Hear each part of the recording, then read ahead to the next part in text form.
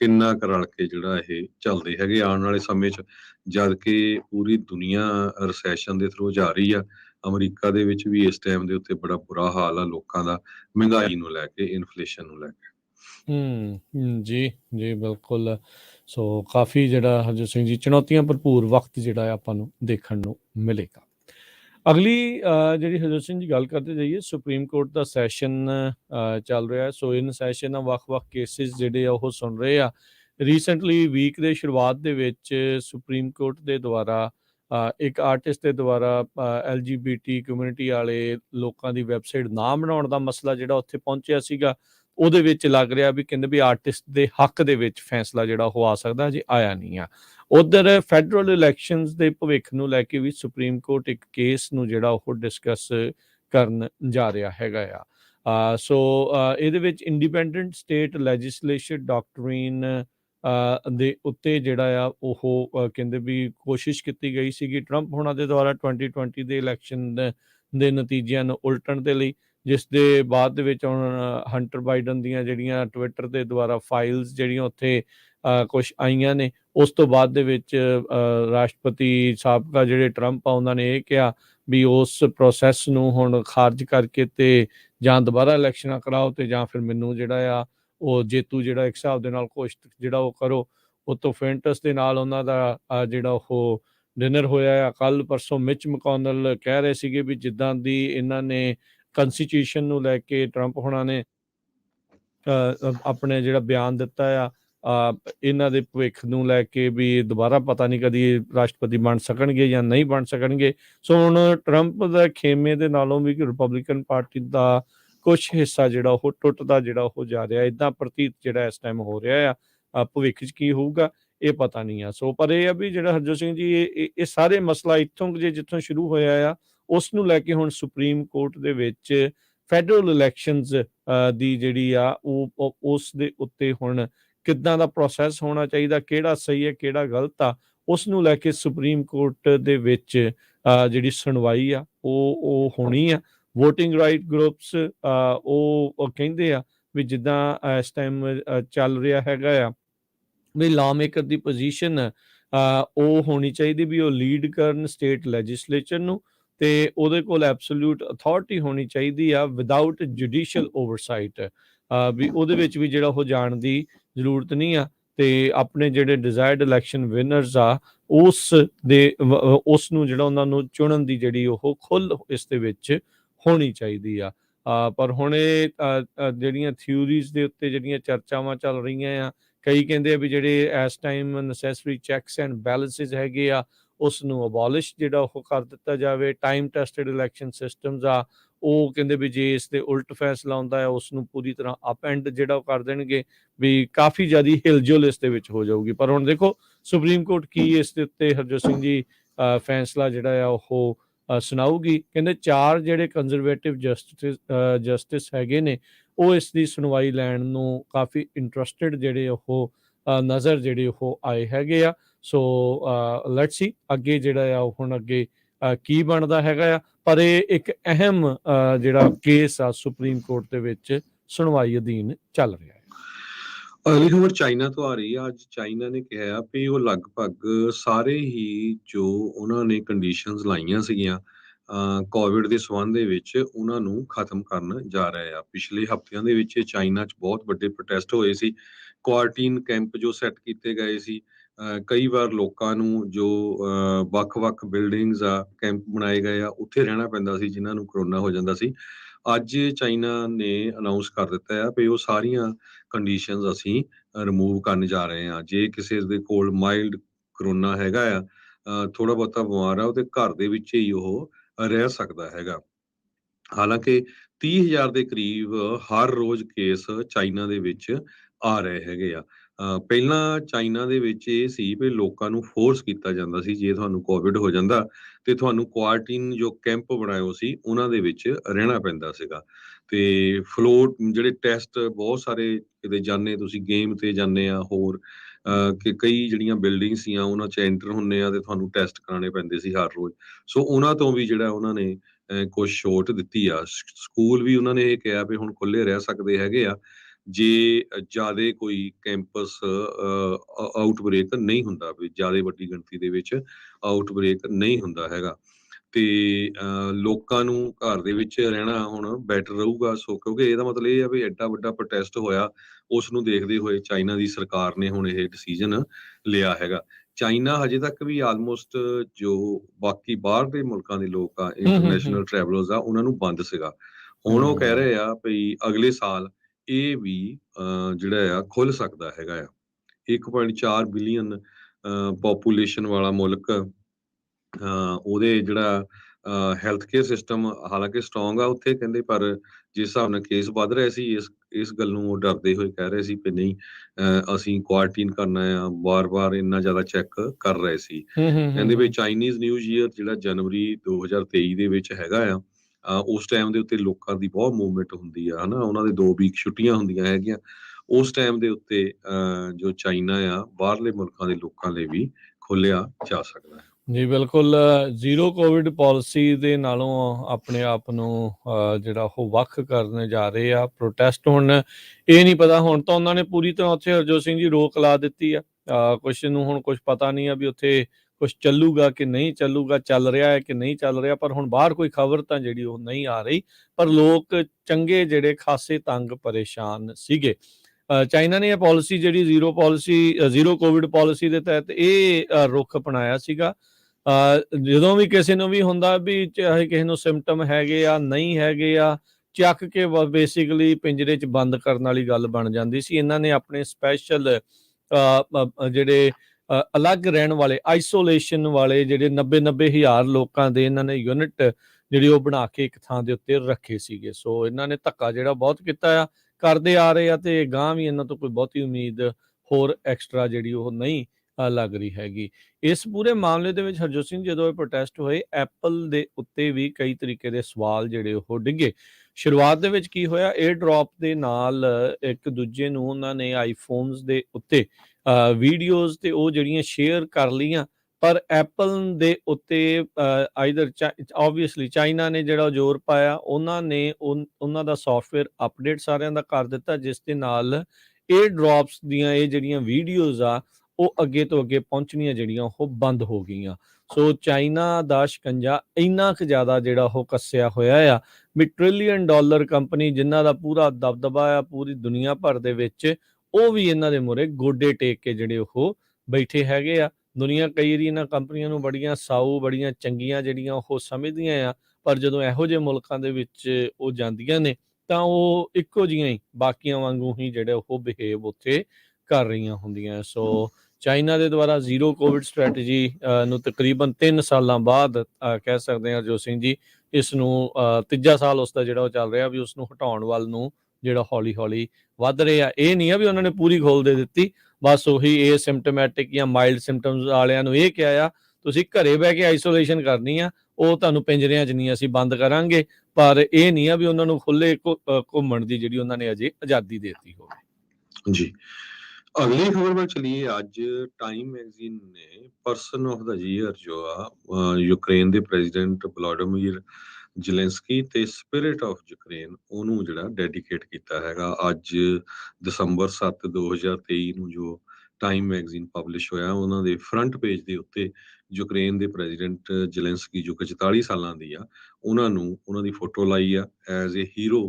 ਕਹਿੰਦੇ ਵੀ ਉਹ ਜਾਣੇ ਗਏ ਆ ਆਪਣੇ ਮੁਲਕ ਦੇ ਵਿੱਚ ਤੇ ਬਾਹਰਲੇ ਮੁਲਕਾਂ ਦੇ ਵਿੱਚ ਵੀ, ਕਿਉਂਕਿ ਇੱਕ ਐਡੀ ਵੱਡੀ ਪਾਵਰ ਦੇ ਨਾਲ ਉਹਨਾਂ ਨੇ ਜਿਹੜੀ ਟੱਕਰ ਲਈ ਹੈਗੀ ਆ।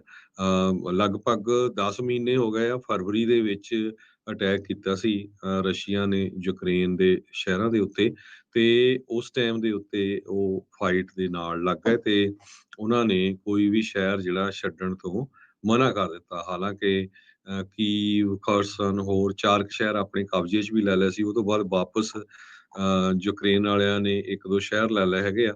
ਸੋ ਕਹਿੰਦੇ ਵੀ ਪੂਰੀ ਦੁਨੀਆ ਨੂੰ ਉਸਨੇ ਜੋ ਜ਼ੈਲੈਂਸਕੀ ਆ ਆਪਣੇ ਨਾਂ ਨਾਲ ਲਾ ਲਿਆ।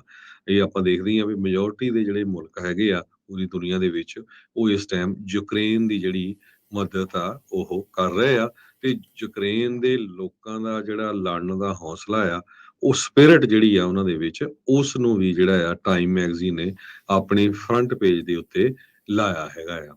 ਤੇ ਹੂੰ। ਇਹਦੇ ਸੰਬੰਧ ਦੇ ਵਿੱਚ ਇੱਕ 35 ਸਾਲਾਂ ਦੀ ਬੀਬੀ ਆ ਨਤਾਸ਼ਾ ਯੂਕਰੇਨ ਦੇ ਵਿੱਚ, ਜਦੋਂ ਉਸਨੂੰ ਟਾਈਮ ਮੈਗਜ਼ੀਨ ਨੇ ਪੁੱਛਿਆ ਵੀ ਕੀ ਕਹਿਣਾ ਚਾਹੁੰਦੇ ਆ ਜ਼ੈਲੈਂਸਕੀ ਬਾਰੇ, ਉਹ ਕਹਿੰਦੀ ਵੀ ਉਹ ਰੀਅਲ ਫਾਈਟਰ ਹੈਗਾ ਡੈਮੋਕ੍ਰੇਸੀ ਦਾ ਪੂਰੀ ਦੁਨੀਆ ਦੇ ਵਿੱਚ ਜੇ ਦੇਖਿਆ ਜਾਵੇ, ਤੇ ਇਹ ਫਾਈਟ ਦੇ ਨਾਲ ਸਾਡਾ ਆਉਣ ਵਾਲਾ ਜੋ ਫਿਊਚਰ ਆ ਉਹ ਬੜਾ ਪੀਸਫੁਲ ਹੋਊਗਾ। ਜੀ, ਇਹ ਚਲੋ ਟਾਈਮ ਮੈਗਜ਼ੀਨ ਨੇ ਉਹਨਾਂ ਨੂੰ ਰੈਕਗਨਾਈਜ਼ ਕੀਤਾ, ਦੁਨੀਆ ਵੀ ਉਹਨਾਂ ਨੂੰ ਇੱਕ ਹਿਸਾਬ ਦੇ ਨਾਲ ਮਾਨਤਾ ਇਸ ਚੀਜ਼ ਦੇ ਲਈ, ਬਹਾਦਰੀ ਦੇ ਲਈ ਦੇ ਰਹੀ ਹੈਗੀ ਆ। ਉਧਰ ਕੱਲ ਯੂਕਰੇਨ ਦੇ ਜਿਹੜੇ ਫੌਜੀ ਹੱਸ ਕੇ ਤਾਂ ਕਈ ਜਿਹੜੇ ਕਹਿ ਰਹੇ ਸੀਗੇ ਵੀ ਮੇ ਬੀ ਅਸੀਂ ਜਿਹੜੇ ਡਰੋਨ ਦੇ ਹਮਲੇ ਉਹਨਾਂ ਦੇ ਕੀਤੇ ਆ 에ਅਰ ਬੇਸਾਂ ਦੇ ਉੱਤੇ। ਅੱਜ ਰੂਸ ਨੇ ਉਸ ਦਾ ਜਵਾਬ ਕਹਿੰਦੇ ਆ ਵੀ ਉਹ ਦੇਣ ਦੀ ਵਿੱਚ ਕਈ ਜਿਹੜੀਆਂ ਆ ਮਿਜ਼ਾਈਲ ਅਟੈਕਸ ਜਿਹੜੀਆਂ ਉਹ ਕੀਤੀਆਂ ਹੈਗੀਆਂ। ਸੋ ਯੂਕਰੇਨ ਦੇ ਉੱਤੇ ਮਿਜ਼ਾਈਲਾਂ ਦੀ ਵਰਖਾ ਜਿਹੜੀ ਉਹ ਹੋਈ ਆ।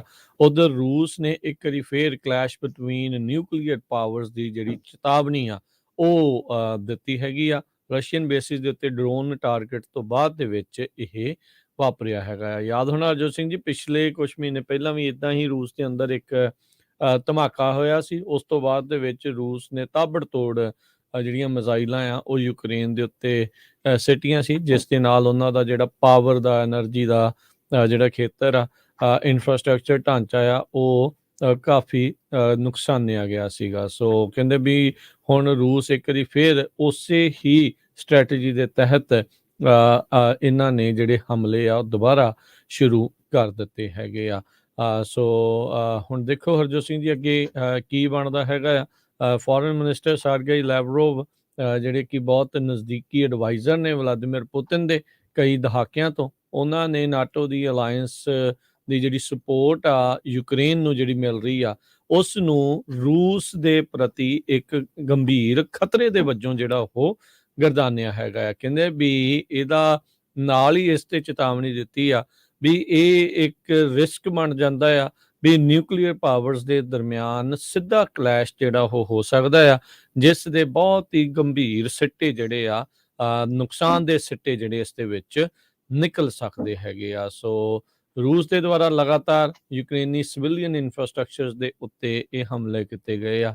ਇਹ ਉਹੀ ਰੂਸ ਆ ਜਿਹੜਾ ਕਹਿੰਦਾ ਸੀਗਾ ਵੀ ਨਾਜ਼ੀ ਐਲੀਮੈਂਟਸ ਤੇ ਜਿਹੜੇ ਉਸ ਦੇ ਕੰਮ ਦੇ ਨਾਲ ਜੁੜੇ ਜਿਹੜੇ ਲੋਕ ਆ, ਅਸੀਂ ਉਹਨਾਂ ਦੇ ਉੱਤੇ ਹਮਲਾ ਕਰ ਰਹੇ ਆ।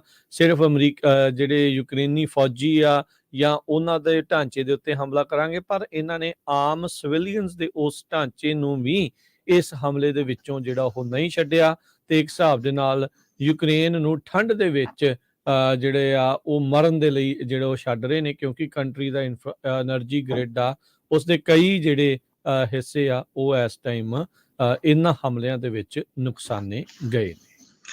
ਤੇ ਆਪਾਂ ਬ੍ਰੇਕ ਲੈਂਦੇ ਆ। ਬ੍ਰੇਕ ਤੋਂ ਬਾਅਦ 7 ਮਿਲੀਅਨ ਅਮਰੀਕਨ ਜੋ 25 ਸਾਲ ਤੋਂ 54 ਸਾਲ ਦੇ, ਉਹ ਕਹਿੰਦੇ ਅਸੀਂ ਕੰਮ ਨਹੀਂ ਕਰਨਾ। ਤੇ ਕੈਰਾਵੈਨ ਇੱਕ ਟਾਈਮ ਦੇ ਉੱਤੇ ਬੜੀ ਪਪੂਲਰ ਕੰਪਨੀ ਸੀ, ਉਹ ਬੈਂਕਰਪਸੀ ਫਾਈਲ ਕਰ ਸਕਦੀ ਆ। ਇਲੋਨ ਮਸਕ ਨੇ ਆਪਣੇ ਆਫਿਸਸ ਦੇ ਵਿੱਚ ਜੋ ਟਵਿੱਟਰ ਦਾ ਆਫਿਸ ਆ, ਅਪਾਰਟਮੈਂਟਾਂ ਬਣਾਤੀਆਂ ਵੀ ਨਾਲੇ ਉੱਥੇ ਰਹੋ ਤੇ ਨਾਲੇ ਕੰਮ ਕਰੋ।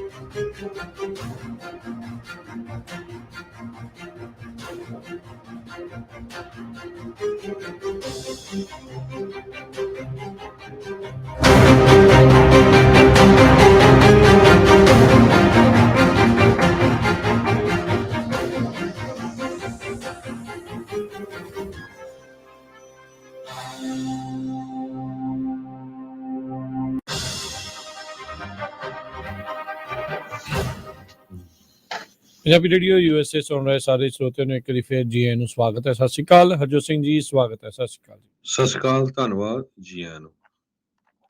ਤੇ ਅਗਲੀ ਖਬਰ ਵੱਲ ਚੱਲੀਏ। Sleep where you work. ਇਹ ਜਿਹੜਾ ਇਲੋਨ ਮਸਕ ਆ, ਉਸਨੇ ਜਿਹੜਾ ਮਾਡਲ ਆ ਉਹਦਾ ਕੱਲਾ ਹੁਣ ਟਵਿੱਟਰ ਦੇ ਉੱਤੇ ਨਹੀਂ, ਪਹਿਲਾਂ ਵੀ ਜੋ SpaceX ਜਾਂ ਹੋਰ ਉਹਦੀਆਂ ਕੰਪਨੀਆਂ ਆ, ਈਵਨ ਟੈਸਲਾ, ਉੱਥੇ ਵੀ ਆਪਾਂ ਸੁਣਦੇ ਰਹੇ ਆ ਵੀ ਇਲੋਨ ਮਸਕ ਖੁਦ ਵੀ ਫਲੋਰ ਦੇ ਉੱਤੇ ਸੌਂਦਾ ਰਿਹਾ ਆ। ਤੇ ਅੱਜ ਹੀ ਇਲੋਨ ਮਸਕ ਨੇ ਇੱਕ ਟਵੀਟ ਕਰਕੇ ਕਨਫਰਮ ਕੀਤਾ ਆ ਵੀ ਜੋ ਟਵਿੱਟਰ ਕੰਪਨੀ ਦਾ ਹੈੱਡਕੁਆਟਰ ਆ ਸੈਨ ਫਰਾਂਸਿਸਕੋ ਦੇ ਵਿੱਚ, ਉੱਥੇ ਉਹ ਕੁਝ ਰੂਮਾਂ ਦੇ ਵਿੱਚ ਉਹਨਾਂ ਨੇ ਬੈੱਡ ਲਾ ਦਿੱਤੇ ਆ। ਤੇ ਕਹਿੰਦੇ ਵੀ ਮੈਂ ਉਹਨਾਂ EMPLOYEES ਲਈ ਲਾਏ ਆ ਜਿਹੜੇ ਥੱਕ ਜਾਂਦੇ ਆ, ਟਾਇਰਡ EMPLOYEES ਹੈਗੇ ਆ, ਉੱਥੇ ਰਹਿਣਾ ਪਸੰਦ ਕਰਦੇ ਆ। ਪਰ ਸਿਟੀ ਆਫ ਸੈਨ ਫਰਾਂਸਿਸਕੋ ਨੇ ਇਹ ਕਿਹਾ ਵੀ ਅਸੀਂ ਇਸ ਦੇ ਉੱਤੇ ਕ੍ਰੈਕ ਡਾਊਨ ਕਰਾਂਗੇ। ਤੇ ਕਿਉਂਕਿ ਇਹ ਵੀ ਖਬਰਾਂ ਆ ਰਹੀਆਂ, ਹੋ ਸਕਦਾ ਇਲੋਨ ਮਸਕ ਟਵਿੱਟਰ ਦੀ ਬੈਂਕਰਪਸੀ ਵੀ ਫਾਈਲ ਕਰ ਦੇਵੇ। ਤੇ ਇਲੋਨ ਮਸਕ ਨੇ ਜੋ ਸਭ ਤੋਂ ਪਹਿਲਾਂ ਤਾਂ ਟੈਡ ਗੋਲਡਬਰਗ ਆ, ਉਹਨਾਂ ਨੇ ਇਹ ਕਿਹਾ ਵੀ San Francisco building inspectors investigation launch ਕਰਨ ਜਾ ਰਹੇ ਆ ਟਵਿੱਟਰ ਦੇ ਔਰ ਸੈਵਰਲ ਆਫਿਸਰਸ ਦੀ, ਜਿੱਥੇ ਸਲੀਪਿੰਗ ਕੁਆਰਟਰਸ ਬਣਾਏ ਗਏ ਹੈਗੇ ਆ। ਇਲੋਨ ਮਸਕ ਨੇ ਇਹ ਕਿਹਾ ਆ ਵੀ ਸਿਟੀ ਆਫ ਸੈਨ ਫਰਾਂਸਿਸਕੋ ਨੂੰ ਕੰਪਨੀਆਂ ਦੇ ਬੈੱਡ ਚੈੱਕ ਕਰਨ ਨਾਲੋਂ ਪਹਿਲਾਂ ਇਹ ਮੇਕ ਸ਼ੋਰ ਕਰਨਾ ਚਾਹੀਦਾ ਵੀ ਸਿਟੀ ਆਫ ਸੈਨ ਫਰਾਂਸਿਸਕੋ ਦੇ ਵਿੱਚ ਜਿਹੜੇ ਬੱਚੇ ਆ ਉਹ ਫੈਂਟਲਿਨ ਤੋਂ ਸੇਫ ਹੈਗੇ ਆ ਕਿ ਨਹੀਂ। ਕਿਉਂਕਿ ਪਿਛਲੇ ਦਿਨਾਂ ਦੇ ਵਿੱਚ ਇੱਕ ਖਬਰ ਆਈ ਸੀ ਵੀ 10 ਸਾਲਾਂ ਦੇ ਬੱਚੇ ਨੇ ਐਕਸੀਡੈਂਟਲੀ ਫੈਂਟਲਿਨ ਓਵਰਡੋਜ਼ ਕਰ ਲਈ ਸੀ ਸੈਨ ਫਰਾਂਸਿਸਕੋ ਦੀ ਪਲੇਗਰਾਉਂਡ ਦੇ ਵਿੱਚ। ਸੋ ਇਲੋਨ ਮਸਕ ਆ, ਉਹ ਹਮੇਸ਼ਾ ਹੀ ਪਪੂਲਰ ਰਹਿੰਦਾ ਆ ਸਿਟੀ ਗਵਰਨਮੈਂਟ ਦੇ ਨਾਲ ਪੰਗੇ ਲੈਣ ਤੋਂ। ਕਰੋਨਾ ਵਾਇਰਸ ਦੇ ਦੌਰਾਨ ਕਾਉਂਟੀ ਆਫ ਆਲਾਮੀਡਾ ਦੇ ਨਾਲ ਵੀ ਕਾਫੀ ਤੱਤੀ ਉਹਦੀ ਬਹਿਸ ਰਹੀ ਸੀ, ਕਿਉਂਕਿ ਫਰੀਮੌਂਟ ਦੇ ਵਿੱਚ ਜਿਹੜਾ ਮੇਨ ਟੈਸਲਾ ਦਾ ਆਫਿਸ ਸੀ, ਤੇ ਹੁਣ ਸਿਟੀ ਆਫ ਸੈਨ ਫਰਾਂਸਿਸਕੋ ਦੇ ਨਾਲ ਜਿਹੜੀ ਆ ਕਾਫੀ ਗਰਮਾ ਗਰਮੀ ਹੋ ਰਹੀ ਆ। 7500 EMPLOYEE ਇੱਕ ਟਾਈਮ ਦੇ ਉੱਤੇ ਟਵਿੱਟਰ ਤੇ ਸੀਗੇ, ਕਹਿੰਦੇ ਹੁਣ ਕਈ ਤਾਂ 2/3 ਜਾਂ 3/4 EMPLOYEE ਆਲਰੇਡੀ ਐਲੀਮੀਨੇਟ ਕਰ ਦਿੱਤੇ ਗਏ ਹੈਗੇ ਆ। ਤੇ ਇਲੋਨ ਮਸਕ ਨੇ ਪਿਛਲੇ ਦਿਨਾਂ 'ਚ ਈਮੇਲ ਕਰਕੇ ਕਿਹਾ ਸੀ ਵੀ ਜਿਹੜੇ ਲੋਕ 72-80 ਘੰਟੇ ਕੰਮ ਕਰਨਾ ਚਾਹੁੰਦੇ ਆ ਉਹੀ ਕੰਪਨੀ 'ਚ ਰਹਿਣ, ਤੇ ਰਿਮੋਟ ਵਰਕ ਹੋਊਗਾ ਨਹੀਂ, ਤੇ ਹੋ ਸਕਦਾ ਉਹਨਾਂ ਦੇ ਲਈ ਜਿਹੜੇ ਬੈੱਡ ਆ ਉਹ ਲਾ ਦਿੱਤੇ ਗਏ। ਜੀ ਬਿਲਕੁਲ, ਆਲਦੋ ਇਹ ਦੱਸਦੇ ਜਾਈਏ ਬਹੁਤ ਸਾਰੀਆਂ ਜਿਹੜੀਆਂ ਸਿਟੀ ਦੀਆਂ ਪਾਲਿਸੀਜ਼ ਦੇ ਤਹਿਤ ਕਮਰਸ਼ੀਅਲ ਥਾਵਾਂ ਦੇ ਉੱਤੇ ਜਿੱਦਾਂ ਇਹਨਾਂ ਬਿਲਡਿੰਗਸ ਦੇ ਵਿੱਚ ਸੌਣ ਦੀ ਮਨਾਹੀ ਹੁੰਦੀ ਆ, ਰਾਤ ਕੱਟਣ ਦੀ ਬੇਸਿਕਲੀ ਮਨਾਹੀ ਹੁੰਦੀ ਆ। ਸੋ ਉਸੇ ਚੀਜ਼ ਨੂੰ ਇਹ ਪੂਰਾ ਜਿਹੜੀ ਚੀਜ਼ ਆ ਉਹ ਚੈਲੰਜ ਕਰ ਰਹੇ ਆ। ਤੇ ਆਬਵੀਅਸਲੀ ਹੁਣ ਕਿਉਂਕਿ ਸਿੰਘ ਫਸੇ ਪਏ ਆ ਜਿਹੜੇ ਈਲੋਨ ਮਸਕ ਦੇ ਤੇ ਹੋਰ ਜਿਹੜੀਆਂ ਸਰਕਾਰਾਂ ਦੇ, ਤੇ ਉਹਦੇ ਜਿਹੜੇ ਚੱਲਦੇ ਆ ਉਹ ਵੀ ਆਪਣਾ ਕ੍ਰੈਕਡਾਊਨ, ਆਪਣਾ ਜਿਹੜਾ ਜ਼ੋਰ ਅਜਮਾਇਸ਼ ਆ ਉਹ ਕਰਨ ਦੀ ਕੋਸ਼ਿਸ਼ ਕਰ ਰਹੇ ਆ। 14 ਕਿ 13 ਬਿਲੀਅਨ ਡਾਲਰ ਦੇ ਕਰਜ਼ੇ ਦੇ ਵਿੱਚ ਜਿਹੜਾ ਆ 44 ਬਿਲੀਅਨ ਦੇ ਵਿੱਚ ਕੰਪਨੀ ਟਵਿੱਟਰ ਜਿਹੜੀ ਉਹਨਾਂ ਨੇ ਉਹ ਖਰੀਦੀ ਆ ਈਲੋਨ ਮਸਕ ਨੇ। ਤੇ ਪਰ ਹਾਲ ਦੀ ਘੜੀ ਕਿੰਨਾ ਵਕਤ ਲੱਗੂਗਾ ਇਸ ਨੂੰ ਮੁੜ ਪੈਰਾਂ ਦੇ ਉੱਤੇ ਖੜੀ ਕਰਕੇ ਤੇ ਇਸ ਨੂੰ ਮੁਨਾਫੇ ਵੱਲ ਲੈ ਕੇ ਜਾਣ ਦੇ ਲਈ। ਇਸ ਦੇ ਲਈ ਤਾਂ ਚਲੋ ਆਪਾਂ ਨੂੰ ਭਵਿੱਖ ਦੇ ਵਿੱਚ ਹੀ ਇੰਤਜ਼ਾਰ ਕਰਨਾ ਪਊਗਾ, ਪਰ ਚੈਲੰਜਸ ਕਾਫੀ ਜ਼ਿਆਦਾ ਜਿਹੜੇ ਉਹ ਇਸ ਟਾਈਮ ਤਗੜੇ ਨਜ਼ਰ ਆ ਰਹੇ ਨੇ। ਅਗਲੀ ਜਿਹੜੀ ਹਰਜੋਤ ਸਿੰਘ ਦੀ ਗੱਲ ਕਰਦੇ ਜਾਈਏ, ਨਿਊਯਾਰਕ ਦੀ ਜਿਊਰੀ ਨੇ ਟਰੰਪ ਆਰਗੇਨਾਈਜੇਸ਼ਨ ਨੂੰ ਸਾਰੇ ਉਹਨਾਂ ਚਾਰਜਸ ਦੇ ਵਿੱਚ ਦੋਸ਼ੀ ਪਾਇਆ ਆ। 15 ਸਾਲਾਂ ਦੀ ਜਿਹੜੀ ਟੈਕਸ ਫਰਾਡ ਸਕੀਮ ਆ ਉਸ ਦੇ ਉੱਤੇ ਜਿਹੜੇ ਚਾਰਜਸ ਲੱਗੇ ਸੀ। ਜਿਹੜੇ ਇਸ ਨਿਊਯਾਰਕ ਦੀ ਜਿਹੜੀ ਜਿਊਰੀ ਦੇ ਜਿਊਰਰਸ ਆ ਉਹ ਬੈਠੇ ਇੱਕ ਦਿਨ ਦੇ ਵਿੱਚ, ਉਹਨਾਂ ਨੇ ਜਿਹੜੇ 17 ਕਾਊਂਟ ਵੱਖ-ਵੱਖ ਉਹਨਾਂ ਦੇ ਉੱਤੇ ਜਿਹੜੇ ਲਗਾਏ ਗਏ ਸੀ ਟਰੰਪ ਆਰਗੇਨਾਈਜੇਸ਼ਨ ਦੇ ਉੱਤੇ, ਉਹਨਾਂ ਦੇ ਵਿੱਚ ਦੋਸ਼ੀ ਪਾਇਆ ਆ, ਜਿਨ੍ਹਾਂ ਵਿੱਚ ਡੀਫਰਾਡ ਕਰਨ ਦੇ, ਕੌਨਸਪੀਰੇਸੀ, ਕ੍ਰਿਮੀਨਲ ਟੈਕਸ ਫਰਾਡ ਤੇ ਬਿਜ਼ਨਸ ਰੈਕਰਡਸ ਦੇ ਵਿੱਚ ਜਿਹੜਾ ਫਾਲਸੀਫਾਈ ਝੂਠ ਜਿਹੜਾ ਉਹ ਕਰਨਾ, ਉਹ ਸਾਰੇ ਮਾਮਲੇ ਇਸ ਦੇ ਵਿੱਚ ਸਾਹਮਣੇ ਆਏ ਹੈਗੇ ਆ। ਕਹਿੰਦੇ ਵੀ ਇਸ ਦੇ ਕਰਕੇ ਇਹਨਾਂ ਨੂੰ ਤਕਰੀਬਨ 1.6 ਮਿਲੀਅਨ ਡਾਲਰ ਦੇ ਜੁਰਮਾਨੇ ਜਿਹੜੇ ਆ ਉਹ ਹੋ ਸਕਦੇ ਆ ਜਦੋਂ ਇਹਨਾਂ ਨੂੰ ਸੈਂਟੈਂਸ ਸੁਣਾਈ ਜਾਊਗੀ। 13 ਜਨਵਰੀ 2023 ਨੂੰ ਜਿਹੜਾ ਇਹ ਫੈਸਲਾ ਆ ਉਹ ਆਉਣਾ ਆ। ਮਤਲਬ ਜਿਊਰੀ ਨੇ ਜਿਹੜਾ ਕਨਵਿਕਟ ਕਰ ਦਿੱਤਾ ਆ, ਤੇ ਹੁਣ ਅਦਾਲਤ ਦੇ ਦੁਆਰਾ ਜਿਹੜਾ ਉਹ ਜੁਰਮਾਨਾ ਕੀ ਹੋਊਗਾ, ਕੀ ਇਸ ਦੇ ਜਿਹੜੇ ਇਹਨਾਂ ਨੂੰ ਸਜ਼ਾ ਦਿੱਤੀ ਜਾਊਗੀ, ਉਹ 13 ਜਨਵਰੀ ਨੂੰ ਸੁਣਾਈ ਜਾਣੀ ਆ। ਸਾਬਕਾ ਰਾਸ਼ਟਰਪਤੀ ਟਰੰਪ ਹੁਣਾਂ ਦੀ ਇਹ ਜਿਹੜੀ ਕੰਪਨੀ ਆ ਇਹ ਹੁਣ ਕ੍ਰਾਈਮਸ ਦੇ ਲਈ ਕਨਵਿਕਟਡ ਜਿਹੜੀ ਉਹ ਸਾਬਤ ਹੋ ਚੁੱਕੀ ਆ। ਮੈਨਹੈਟਨ ਦੇ ਡਿਸਟ੍ਰਿਕਟ ਅਟਾਰਨੀ ਐਲਵਿਨ ਬ੍ਰੈਗ, ਉਹਨਾਂ ਨੇ ਕਹਿੰਦੇ ਵੀ ਇਸ ਦੇ ਬਾਰੇ ਗੱਲਬਾਤ ਕਰਦੇ ਹੋਏ ਕਿਹਾ ਵੀ ਇਹ ਹੋਰ ਕੁਛ ਨਹੀਂ, ਲਾਲਚ ਤੇ ਜਿਹੜੀ ਚੋਰੀ, ਗਰੀਡ ਐਂਡ ਚੀਟਿੰਗ ਦਾ ਇੱਕ ਅੰਡਰਲਾਈਂਗ ਜਿਹੜਾ ਉਹ ਕੇਸ ਸੀਗਾ। ਟਰੰਪ ਆਰਗੇਨਾਈਜੇਸ਼ਨ ਦੇ ਐਲਨ ਵੀਜ਼ਲਬਰਗ ਜਿਹੜੇ ਕਾਫੀ ਲੰਮਾ ਸਮਾਂ ਉਹਨਾਂ ਦੇ CFO ਜਿਹੜੇ ਉਹ ਰਹੇ ਆ, ਉਹਨਾਂ ਨੂੰ ਪਿਛਲੇ ਸਾਲ ਹੀ ਜਿਹੜਾ ਆ ਇੰਡਾਈਟ ਕੀਤਾ ਗਿਆ ਸੀ ਕਈ ਸਾਲਾਂ ਦੀ ਜਿਹੜੀ ਇਨਵੈਸਟੀਗੇਸ਼ਨ ਆ ਉਹ ਕਰਨ ਤੋਂ ਬਾਅਦ ਦੇ ਵਿੱਚ। ਪ੍ਰੋਸੀਕਿਊਟਰਸ ਨੇ ਇਹ ਵੀ ਦਾਅਵਾ ਕੀਤਾ ਵੀ ਜਿਹੜੀਆਂ 2 ਕਾਰਪੋਰੇਸ਼ਨਸ ਉਸ ਟਾਈਮ ਦੇ ਉੱਤੇ ਟਰੰਪ ਕਾਰਪ ਤੇ ਟਰੰਪ ਪੇਰੋਲ ਕਾਰਪ, ਉਹਨਾਂ ਨੇ ਜਿਹੜੇ ਆਪਣੇ ਐਗਜ਼ੀਕਿਊਟਿਵਸ ਹੈਗੇ ਆ, ਉਹਨਾਂ ਨੂੰ ਕਾਫੀ ਹਾਈਲੀ ਜਿਹੜਾ ਉਹ ਪੇ ਕੀਤਾ ਸੀ, ਜਿਨ੍ਹਾਂ 'ਚ ਵੀਜ਼ਲਬਰਗ ਸੀਗਾ, ਤਾਂ ਜੋ ਇੱਦਾਂ ਦਾ ਜਿਹੜਾ ਇੱਕ ਹਿਸਾਬ ਦੇ ਨਾਲ ਫਰਾਡ ਦੀਆਂ ਬੇਸਿਕਲੀ ਜਿਹੜੇ ਸ਼ਹਿਰ ਆ ਜਾਂ ਸਿਟੀ ਆ, ਉਹਨਾਂ ਨੂੰ ਫਰਾਡ ਦੀਆਂ ਸਕੀਮਾਂ ਜਿਹੜੀਆਂ ਉਹ ਇੱਦਾਂ ਚਲਾਉਂਦੇ ਰਹਿਣ। ਤੇ ਟਰੰਪ ਹੁਣਾਂ ਨੇ ਸਟੇਟਮੈਂਟ ਕੀਤੀ ਆ ਵੀ ਮੈਨਹੈਟਨ ਦੇ ਵਿੱਚ ਜਿਹੜਾ ਇਹ ਵਰਡਿਕਟ ਆਇਆ ਉਸ ਤੋਂ ਉਹ ਨਿਰਾਸ਼ ਨੇ ਤੇ ਇਸ ਦੇ ਉਲਟ ਅਪੀਲ ਕਰਨਗੇ। ਜੀ, ਅਗਲੀ ਖਬਰ ਵੱਲ ਚਲੀਏ। ਜਿਸ ਤਰ੍ਹਾਂ ਮੈਂ ਬ੍ਰੇਕ ਤੋਂ ਪਹਿਲਾਂ ਦੱਸਿਆ ਸੀ, ਕਾਰਵਾਨਾ ਇਹ ਜਿਹੜੀ ਕੰਪਨੀ ਆ, ਲਗਭਗ ਤੁਹਾਡੇ ਘਰੇ ਹੀ ਜਿਹੜੀ ਕਾਰ ਪਹੁੰਚਾ ਦਿੰਦੇ ਸੀ, ਤੁਸੀਂ ਆਨਲਾਈਨ ਚੈੱਕ ਕਰ ਲਓ ਵੀ ਮੈਂ ਆਹ ਖਰੀਦਣੀ ਆ। ਇੱਕ ਟਾਈਮ ਦੇ ਉੱਤੇ ਬੜਾ ਇਸ ਨੂੰ ਦੇਖਿਆ ਜਾ ਰਿਹਾ ਸੀ ਵੀ ਜਿਹੜੇ ਡੀਲਰਸ ਆ ਉਹਨਾਂ ਨੂੰ ਇਹ ਕੰਪਨੀ ਮਾਤ ਦੇ ਦਊਗੀ।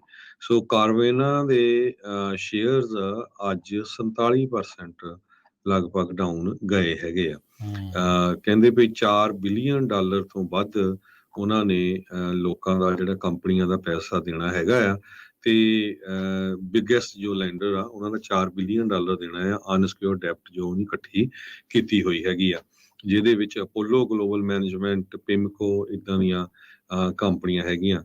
ਤੇ ਹੁਣ ਇਹ ਲੱਗ ਰਿਹਾ ਵੀ ਇਹ ਕਿਸੇ ਟਾਈਮ ਵੀ ਬੈਂਕਰਪਸੀ ਫਾਈਲ ਕਰ ਸਕਦੇ ਹੈਗੇ ਆ। ਸੋ ਇੱਕ ਟਾਈਮ ਦੇ ਉੱਤੇ ਏਡੀ ਵੱਡੀ ਜਾਣ ਵਾਲੀ ਕੰਪਨੀ ਜੋ ਬੜੀ ਛੇਤੀ ਖਾਸ ਕਰਕੇ ਕਰੋਨਾ ਵਾਇਰਸ ਦੇ ਸਮੇਂ ਉੱਪਰ ਗਈ ਸੀ, ਤੇ ਉਹ ਇੱਕਦਮ ਹੀ ਬਿਲਕੁਲ ਡਾਊਨ ਚਲੇ ਗਈ ਹੈਗੀ ਆ। ਪਿਛਲੇ ਮਹੀਨੇ ਬੈਂਕ ਆਫ ਅਮਰੀਕਾ ਨੇ ਕਾਰਵਾਨਾ ਨੂੰ ਡਾਊਨਗ੍ਰੇਡ ਕੀਤਾ ਸੀ, ਨਿਊਟਰਲ ਟੂ ਕੰਸਰਨ ਓਵਰ ਲਿਕੁਇਡਿਟੀ ਤੇ ਕੈਸ਼ ਬੌਂਡ, ਤੇ ਹੁਣ ਉਹ ਕਹਿੰਦੇ ਆ ਵੀ ਇਹਦਾ ਤਾਂ ਸਰੇ ਗਿਆ ਹੈਗਾ। ਸੋ ਇੱਕ ਦਿਨ ਦੇ ਵਿੱਚ ਇੰਨੇ ਜ਼ਿਆਦਾ ਸ਼ੇਅਰ ਥੱਲੇ ਚਲੇ ਜਾਣਾ, ਸੋ ਲੱਗਦਾ ਨਹੀਂ ਹੁਣ ਉਹਨਾਂ ਦੇ ਕੋਲ ਕੋਈ ਆਪਸ਼ਨ ਹੈਗੀ ਆ ਬੈਂਕਰਪਸੀ ਤੋਂ ਬਿਨਾਂ। ਹਾਂ, FTX ਦਾ ਦੇਖਿਆ ਸੀ ਇੱਕੋ ਦਿਨ 'ਚ 90% ਲੂਜ਼ ਕਰ ਗਏ ਸੀਗੇ। ਉਹਨਾਂ ਦੀ ਤਾਂ ਸਕੀਮ ਹੀ ਜਿਹੜੀ ਬਾਅਦ ਦੇ ਵਿੱਚ ਪਤਾ ਲੱਗਾ ਵੀ ਹੋਰ ਨਿਕਲੀ ਸੀ। ਜੀ, ਪਰ ਕਾਰਵਾਨਾ ਵਰਗੀ ਜਿਹੜੀ ਇਹ ਕੰਪਨੀ ਆ, ਇੱਦਾਂ ਦੀਆਂ ਕਈ ਜਿਹੜੀਆਂ ਹਰਜੋਤ ਸਿੰਘ ਜੀ ਆਈਆਂ ਸੀਗੀਆਂ, ਕਈਆਂ ਨੇ ਗੱਡੀਆਂ ਵੀ ਖਰੀਦੀਆਂ, ਐਸੀ ਨਹੀਂ ਆ ਵੀ ਜੀ, ਉਹਨਾਂ ਨੇ ਜੀ। ਗੱਡੀਆਂ ਨਹੀਂ ਖਰੀਦੀਆਂ, ਗੱਡੀਆਂ ਵੀ ਉਸ ਦੇ ਥਰੂ ਜਿਹੜੀਆਂ ਖਰੀਦੀਆਂ। ਬਟ ਲੋਕ ਇਵੈਂਚੁਅਲੀ ਕਹਿੰਦੇ ਆ ਵੀ ਅਸੀਂ ਗੱਡੀ ਦੇਖ ਕੇ, ਜਾ ਕੇ, ਡਰਾਈਵ ਕਰਕੇ, ਟੈਸਟ ਡਰਾਈਵ ਕਰਕੇ ਉਸ ਨੂੰ ਹੀ ਜਿਹੜਾ ਉਹ ਖਰੀਦਣਾ ਜਿਹੜਾ ਉਹ ਚਾਹੁੰਦੇ ਆ, ਤੇ ਇਹ ਮਾਡਲ ਜਿਹੜਾ ਉਹ ਫੇਲ ਹੋਇਆ। ਕਈ ਵਾਰੀ ਕੋਈ ਆਈਡੀਆ ਹੁੰਦਾ ਨਾ ਹਰਜੋਤ ਸਿੰਘ ਜੀ, ਉਹ ਸੁਣਨ ਨੂੰ, ਦੇਖਣ ਨੂੰ ਬੜਾ ਵਧੀਆ ਲੱਗਦਾ ਆ, ਪਰ ਲੋਕਾਂ ਦੇ ਮਨਾਂ ਦੇ ਵਿੱਚ ਉਹ ਏਡੀ ਜਲਦੀ ਘਰ ਜਿਹੜਾ ਉਹ ਨਹੀਂ ਕਰਦਾ। ਮੇ ਵੀ ਆਉਣ ਵਾਲੇ ਸਮੇਂ 'ਚ ਦੁਬਾਰਾ ਕੁਛ ਚੇਂਜ ਹੋ ਜਾਵੇ, ਪਰ ਅੱਜ ਇਹਨਾਂ ਦੇ ਨਾਲ ਜਿਹੜਾ ਹਰਜੋਤ ਸਿੰਘ ਜੀ ਕਾਫੀ ਕਹਿ ਲਓ ਵੀ ਮਾੜਾ ਹੋਇਆ ਆ। ਇਹਦਾ ਮਤਲਬ ਲੇ ਆਫ ਵੀ ਹੋਣਗੇ, ਕੰਪਨੀ ਬੈਂਕਰਪਸੀ, ਕਈ ਕੁਛ ਜਿਹੜਾ ਇਸ ਦੇ ਨਾਲ ਜਿਹੜੀ ਉਥਲ ਪੁਥਲ ਆ ਉਹ ਹੋਣ ਜਾ ਰਹੀ ਹੈਗੀ ਆ। ਜੀ, ਜੀ, ਅਗਲੀ ਗੱਲ ਕਰਦੇ ਜਾਈਏ ਹਰਜੋਤ ਸਿੰਘ ਜੀ, ਕੁਛ ਇਕੋਨਮੀ ਦੀਆਂ ਹੋਰ ਗੱਲਾਂ ਦੇ ਵਿੱਚ ਮਾਰਗੇਜ ਦੀ ਡਿਮਾਂਡ ਕਹਿੰਦੇ ਆ ਇੱਕ ਵਾਰੀ ਫੇਰ ਜਿਹੜੀ ਉਹ ਡਿੱਗੀ ਹੈਗੀ। ਮਾਰਗੇਜ ਐਪਲੀਕੇਸ਼ਨ ਵੋਲੀਅਮ 2% ਪਿਛਲੇ ਹਫਤੇ ਦੇ ਨਾਲੋਂ ਉਹ ਹੋਰ ਥੱਲੇ ਗਿਆ ਆ। ਮਾਰਗੇਜ ਬੈਂਕਰ ਐਸੋਸੀਏਸ਼ਨ ਨੇ ਆਪਣੇ ਜਿਹੜੇ ਐਡਜਸਟਡ ਇੰਡੈਕਸ ਆ ਉਸ ਦੇ ਬਾਬਤ ਜਿਹੜਾ ਉਹ ਕੀਤਾ ਆ। ਐਪਲੀਕੇਸ਼ਨ ਕਹਿੰਦੇ ਰੀਫਾਈਨੈਂਸ ਕਰਨ ਦੇ ਲਈ ਜਿਹੜੇ ਹੋਮ ਲੋਨ ਦੇ ਲਈ ਆ ਉਹ 5% ਜਿਹੜੀਆਂ ਉਹ ਵਧੀਆਂ ਆ, ਪਰ ਪਿਛਲੇ ਸਾਲ ਦੇ ਮੁਕਾਬਲੇ ਇਹ 86% ਘੱਟ ਆ। ਘਰ ਜਿਹੜੇ ਖਰੀਦਣ ਦੇ ਲਈ ਮਾਰਗੇਜ ਐਪਲੀਕੇਸ਼ਨ ਆ ਪਿਛਲੇ ਹਫਤੇ ਦੇ ਮੁਕਾਬਲੇ ਜਿਹੜੇ ਇਕੱਲੇ ਘਰ ਖਰੀਦਣ ਦੇ ਲਈ ਉਹ 3% ਡਾਊਨ ਆ। ਪਿਛਲੇ ਸਾਲ ਦੇ ਮੁਕਾਬਲੇ ਇਸੇ ਵੀਕ ਦੇ ਲਈ ਇਹ 40% ਡਾਊਨ ਜਿਹੜੀਆਂ ਉਹ ਚੱਲ ਰਹੀਆਂ ਆ। ਕਹਿੰਦੇ ਵੀ ਮਾਰਗੇਜ ਰੇਟਸ ਹੁਣ ਥੋੜ੍ਹੇ ਜਿਹੇ ਘਟਨੇ ਜਿਹੜੇ ਉਹ ਸ਼ੁਰੂ ਹੋਏ ਨੇ, ਤੇ ਇਸ ਦੇ ਨਾਲ ਜਿਹੜੇ ਕਰੰਟ ਹੋਮ ਓਨਰਸ ਆ ਉਹਨਾਂ ਨੂੰ ਰੀਫਾਈਨੈਂਸ ਮਾਰਕੀਟ ਦੇ ਵਿੱਚ ਇੱਕ ਹਿਸਾਬ ਦੇ ਨਾਲ ਜਾ ਰਹੇ ਆ। ਸੋ ਇਸ ਲਈ ਆਪਾਂ ਦੇਖਿਆ ਵੀ ਰੀਫਾਈਨੈਂਸ ਕਰਨ ਦੀਆਂ ਜਿਹੜੀਆਂ ਐਪਲੀਕੇਸ਼ਨਸ ਆ ਉਹ ਪਿਛਲੇ ਹਫਤੇ ਦੇ ਨਾਲੋਂ ਜਿਹੜੀਆਂ ਉਹ ਵਧੀਆਂ ਹੈਗੀਆਂ ਆ। ਹੁਣ ਕਹਿੰਦੇ ਵੀ ਐਵਰੇਜ ਕੰਟਰੈਕਟ ਜਿਹੜਾ ਇੰਟਰਸਟ ਰੇਟ ਦਾ 30 ਈਅਰ ਫਿਕਸ ਦਾ ਆ ਕਨਫਾਰਮਿੰਗ ਲੋਨਸ ਦੇ ਲਈ ਉਹ ਘਟ ਕੇ 6.41% ਤੇ ਆ ਗਿਆ, ਜਿਹੜਾ ਕਿ ਪਹਿਲਾਂ 6.5 ਦੇ ਸੀਗਾ। ਸੋ ਕਹਿੰਦੇ ਵੀ ਇਸ ਦੇ ਵਿੱਚ ਜਿਹੜੀ ਇਹ ਗਿਰਾਵਟ ਆਈ ਆ ਉਹਦੇ ਨਾਲ ਲੋਕ ਰੀਫਾਈਨੈਂਸ ਕਰਨ ਵੱਲ ਨੂੰ ਜਿਹੜੇ ਹੁਣ ਦੁਬਾਰਾ ਵੱਧ ਰਹੇ ਆ। ਸੋ ਲੱਗਦਾ ਆ ਹਰਜੋਤ ਸਿੰਘ ਜੀ ਉੱਦਾਂ ਹੁਣ ਅਗਲੇ ਵੀਕ ਦੇ ਵਿੱਚ ਦੁਬਾਰਾ ਇੰਟਰਸਟ ਰੇਟ ਵੱਧ ਸਕਦੇ ਹੈਗੇ ਆ, ਪਰ ਮਾਰਕੀਟ ਕਿਤੇ ਨਾ ਕਿਤੇ ਇਸ ਚੀਜ਼ ਨੂੰ ਲੈ ਕੇ ਹੁਣ ਸਟੈਗਨੈਂਟ ਹੋ ਚੁੱਕੀ ਆ। ਸਪਲਾਈ ਐਂਡ ਡਿਮਾਂਡ ਪਹਿਲੋਂ ਵਰਗੀ ਬਿਲਕੁਲ ਜਿਹੜੀ ਉਹ ਨਹੀਂ ਰਹੀ। ਡਿਮਾਂਡ ਬਹੁਤ ਜ਼ਿਆਦਾ ਘਟੀ ਆ, ਸਪਲਾਈ ਹੁਣ ਪਹਿਲੋਂ ਦੇ ਨਾਲੋਂ ਜਿਹੜੀ ਉਹ ਵੱਧ ਚੁੱਕੀ ਹੈਗੀ ਆ। ਸੋ ਇਹਦੇ ਵਿੱਚ ਹੁਣ ਦੇਖਣਾ ਹੋਊਗਾ ਵੀ ਅੱਗੇ ਕੀ ਜਿਹੜਾ ਉਹ ਬਣਦਾ ਆ। ਪਰ ਮੋਸਟਲੀ ਜਿੰਨੇ ਵੀ ਰੀਅਲ estate ਵਾਲੇ ਰਿਐਲਿਟਰ ਜਾਂ ਅਰਥ ਸ਼ਾਸਤਰੀ ਆ, ਉਹ ਇਹੀ ਆਖਦੇ ਆ ਵੀ ਇਹ ਜਿਹੜੀ ਮਾਰਕੀਟ ਆ ਕਾਫੀ ਚਿਰ ਤੱਕ ਆਉਣ ਵਾਲੇ ਕੁਝ ਸਮੇਂ ਦੇ ਲਈ ਤਾਂ ਐਟਲੀਸਟ ਨੈਕਸਟ ਈਅਰ ਤੱਕ ਵੀ ਜਿਹੜੀ ਇਹ ਸਟੈਗਨੈਂਟ ਰਹਿਣ ਦੀਆਂ ਸੰਭਾਵਨਾਵਾਂ ਨੇ। ਨੈਸ਼ਨਲ ਐਸੋਸੀਏਸ਼ਨ ਆਫ ਮੈਨੂਫੈਕਚਰਿੰਗ ਦੇ ਪ੍ਰੈਜ਼ੀਡੈਂਟ ਨੇ ਇਹ ਕਿਹਾ ਆ ਵੀ ਜੋ ਸਿਚੁਏਸ਼ਨ ਅਮਰੀਕਾ ਦੇ ਵਿੱਚ ਇਸ ਟਾਈਮ ਚੱਲ ਰਹੀ ਆ, ਲੱਗਦਾ ਹੈ ਵੀ ਸੰਨ 2030 ਤੱਕ 2 ਮਿਲੀਅਨ ਜੌਬਾਂ ਜੋ ਉਹ ਅਨਫਿਲਡ ਰਹਿਣਗੀਆਂ। ਆਪਾਂ ਦੇਖਿਆ ਵੀ ਬਹੁਤ ਵੱਡੀਆਂ ਕੰਪਨੀਆਂ 'ਚ ਲੇਆਫ ਵੀ ਵੱਡੀ ਤਾਦਾਦ ਦੇ ਵਿੱਚ ਹੋਈ ਆ, ਪਰ ਕਈ ਜਗ੍ਹਾ ਦੇ ਉੱਤੇ ਬਹੁਤ ਜੌਬਸ ਹੈਗੀਆਂ ਤੇ ਲੋਕ ਕੰਮ ਕਰਕੇ ਰਾਜੀ ਨਹੀਂ ਹੈਗੇ। 7 ਮਿਲੀਅਨ ਅਮਰੀਕਨ ਕਹਿੰਦੇ ਵੀ ਅਸੀਂ ਕੰਮ ਹੀ ਨਹੀਂ ਕਰਨਾ ਹੈਗਾ। ਤੇ ਹੈਰਾਨੀ ਦੀ ਗੱਲ ਇਹ ਆ ਵੀ ਉਹ ਉਹਨਾਂ ਦੀ ਪ੍ਰਾਈਮ ਏਜ ਆ 25 ਸਾਲ ਤੋਂ ਲੈ ਕੇ 54 ਸਾਲ ਤੱਕ। ਇਹ ਜੋ ਨਵਾਂ ਸਰਵੇ ਯੂਐਸ ਲੇਬਰ ਮਾਰਕੀਟ ਵੱਲੋਂ ਦਿੱਤਾ ਗਿਆ ਆ।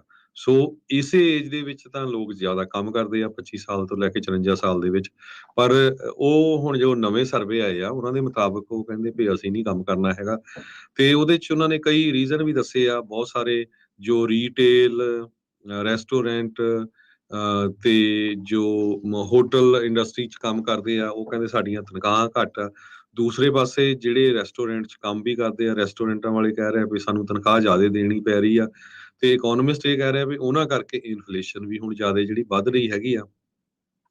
ਮਿਨੇਐਪਲਸ ਫੈਡਰਲ ਰਿਜ਼ਰਵ ਬੈਂਕ ਨੇ ਕਿਹਾ ਵੀ 25% prime age Americans are not working. So 25% ਬਹੁਤ ਵੱਡਾ ਫਿਗਰ ਹੁੰਦਾ ਹੈ ਯੂਐਸਏ ਦੇ ਵਿੱਚ ਜੇ ਦੇਖਿਆ ਜਾਵੇ। ਸੋ ਉਹਦੇ ਵਿੱਚ ਉਹਨਾਂ ਨੇ ਇਹ ਕਿਹਾ ਵੀ ਬਹੁਤ ਸਾਰੇ ਕਹਿੰਦੇ ਵੀ ਅਸੀਂ ਆਪਣੇ ਐਲਡਰੀ ਪੇਰੈਂਟਸ ਦੀ ਕੇਅਰ ਕਰਨੀ ਹੈਗੀ ਆ, ਬੱਚਿਆਂ ਦੀ ਕੇਅਰ ਕਰਨੀ ਆ, ਕਈਆਂ ਦੇ ਹੈਲਥ ਰਿਲੇਟਡ ਕੰਸਰਨ ਹੈਗੇ ਆ।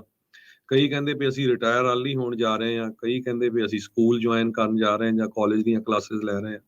ਕੁਛ ਲੋਕ ਮਿਲਟਰੀ ਨੂੰ ਵੀ ਜਿਹੜੇ ਆ ਜੁਆਇਨ ਕਰ ਰਹੇ ਹੈਗੇ ਆ। ਯੂਐਸ ਚੈਂਬਰ ਆਫ ਕਮਰਸ ਨੇ ਅਮਰੀਕਨਸ ਨੂੰ ਸਰਵੇ ਕੀਤਾ ਜੋ ਪੈਂਡੈਮਿਕ ਦੇ ਦੌਰਾਨ ਆਪਣੀਆਂ ਜੌਬਸ ਗਵਾ ਬੈਠੇ ਜਾਂ ਉਹਨਾਂ ਦੀਆਂ ਚਲੇ ਗਈਆਂ। ਉਹਨੇ ਕਿਹਾ ਵੀ ਅੱਧੇ ਲੋਕ ਜਿਨ੍ਹਾਂ ਦੀਆਂ ਜੌਬ ਚਲ ਗਈਆਂ ਉਹ ਕਹਿੰਦੇ ਵੀ ਅਸੀਂ ਨਹੀਂ ਕੰਮ ਕਰਨਾ ਹੈਗਾ। ਤੇ ਥਰਡ ਆਫ ਜੰਗਰ ਜੋ ਰਿਸਪੌਂਡਰਸ ਆ ਉਹ ਕਹਿੰਦੇ ਵੀ ਅਸੀਂ ਨਵੀਆਂ ਜੋ ਸਕਿੱਲਸ ਆ ਉਹਨਾਂ ਨੂੰ ਲਰਨ ਕਰਨ ਜਾ ਰਹੇ ਆ। ਤੇ ਇੱਕ ਇਕੋਨੋਮਿਸਟ ਆ ਐਵਰਸਟੈਟ, ਉਹਨਾਂ ਨੇ ਇਹ ਕਿਹਾ ਵੀ ਪ੍ਰਾਈਮ ਏਜ ਮੈਨ 2000 ਘੰਟਾ ਸਾਲ ਦਾ ਸਕਰੀਨ ਤੇ ਸਪੈਂਡ ਕਰਦੇ ਆ। ਆਪਾਂ ਸਕਰੀਨ ਦਾ ਮਤਲਬ ਇਹ ਆ ਵੀ ਫੇਸਬੁੱਕ, ਸੋਸ਼ਲ ਮੀਡੀਆ ਦੇ ਉੱਤੇ, ਯੂਟਿਊਬ ਜੋ ਵੀ ਹੈਗੇ ਆ।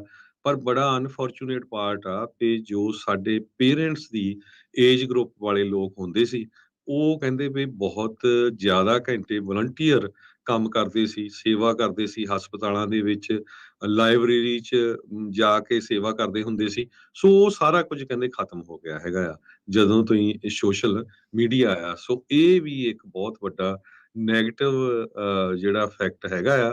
ਹੁਣ ਤੁਸੀਂ ਦੇਖੋ ਵੀ ਕਹਿੰਦੇ ਜੇ 2000 ਇਹ ਐਵਰੇਜ ਦੱਸੀ ਆ ਉਹਨੇ 2000 ਆਵਰਸ ਪਰ ਈਅਰ ਤੁਸੀਂ ਫੋਨ ਦੇ ਉੱਤੇ ਸਪੈਂਡ ਕਰ ਰਹੇ ਆ। ਤੇ ਉਹਦੇ ਨਾਲ ਇਹ ਨਹੀਂ ਹੈ ਵੀ ਤੁਸੀਂ ਕੰਮ ਛੱਡ ਰਹੇ ਆ, ਹੋਰ ਕੋਈ ਵਲੰਟੀਅਰ ਵਰਕ ਨਹੀਂ ਕਰ ਰਹੇ, ਤੁਹਾਡੀ ਸਿਹਤ ਦੇ ਉੱਤੇ ਵੀ ਕਹਿੰਦੇ ਬਹੁਤ ਵੱਡਾ ਅਸਰ ਪੈ ਰਿਹਾ ਹੈਗਾ। ਜੀ ਬਿਲਕੁਲ, ਬਹੁਤ ਸਾਰੇ ਜਿਹੜਾ ਹਰਜੋਤ ਸਿੰਘ ਜੀ ਮਾਹੌਲ ਚੇਂਜ ਹੋਇਆ। ਕਈ ਲੋਕ ਕਹਿੰਦੇ ਆ ਵੀ ਅਸੀਂ ਆਪਣਾ ਕੰਮ ਕਰਨਾ। ਅੱਜ ਕੱਲ੍ਹ ਸੋਸ਼ਲ ਮੀਡੀਆ ਇਨਫਲੂਐਂਸਰ ਬਣਨ ਦੀ ਜਿਹੜੀ ਉਹ ਦੌੜ ਆ, ਕੋਈ ਕ੍ਰਿਪਟੋ ਕਰੰਸੀ ਦੇ ਵਿੱਚ ਆਪਣੇ ਜਿਹੜੇ ਅਜਮਾ ਰਿਹਾ ਆ, ਕੋਈ ਸਟਾਕ ਬਰੋ ਜਿਹੜਾ ਆ ਉਹ ਬਣਨ ਦੀ ਜਿਹੜੀ ਉਹ ਕੋਸ਼ਿਸ਼ ਕਰ ਰਿਹਾ ਆ। ਕੋਈ ਹਰ ਇੱਕ ਪਾਸੇ ਜੇ ਤੁਸੀਂ ਦੇਖੋ ਨਾ ਵੀ ਫਾਈਨੈਂਸ਼ੀਅਲ ਇੰਡੀਪੈਂਡੈਂਸ ਦੀ ਜਿਹੜੀ ਇੱਕ ਚੀਜ਼ ਆ ਉਹ ਬਹੁਤ ਹੱਦ ਤੱਕ ਜਿਹੜੀ ਉਹ ਵਧੀ ਆ ਪਹਿਲਾਂ ਦੇ ਮੁਕਾਬਲੇ। ਪਹਿਲਾਂ ਲੋਕ ਕਹਿੰਦੇ ਸੀਗੇ ਵੀ ਕੰਮ ਕਰੀ ਚੱਲੋ, ਚਲੋ ਕੋਈ ਨਹੀਂ ਬਾਅਦ ਦੇ ਵਿੱਚ ਦੇਖੀ ਜਾਊਗੀ, ਰਿਟਾਇਰ ਹੋਵਾਂਗੇ, ਇੱਦਾਂ ਹੋਵਾਂਗੇ। ਪਰ ਹੁਣ ਲੋਕਾਂ ਦੇ ਮਨਾਂ ਦੇ ਵਿੱਚ ਇਹ ਚੀਜ਼ ਦਾ ਬਹੁਤ ਪ੍ਰਭਾਵ ਆ।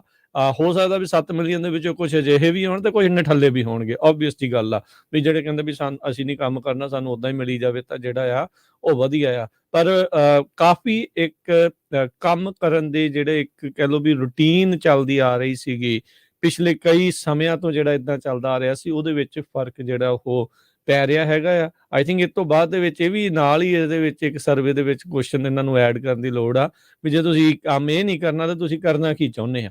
ਇਹ ਵੀ ਜਿਹੜਾ ਨਾਲ ਦੇ ਨਾਲ ਪੁੱਛਣ ਦੀ ਜਿਹੜੀ ਜ਼ਰੂਰਤ ਹੈ, ਕਿਉਂਕਿ ਇਵੈਂਚੁਅਲੀ ਵੀ ਜਿਹੜੀਆਂ ਕੰਪਨੀਆਂ ਨੇ ਉਹ ਮਾਰਕੀਟ ਕੈਸ਼ ਕਰਨ ਦੀ ਜਿਹੜੀ ਉਹ ਕੋਸ਼ਿਸ਼ ਕਰਨੀ ਹੈਗੀ ਆ।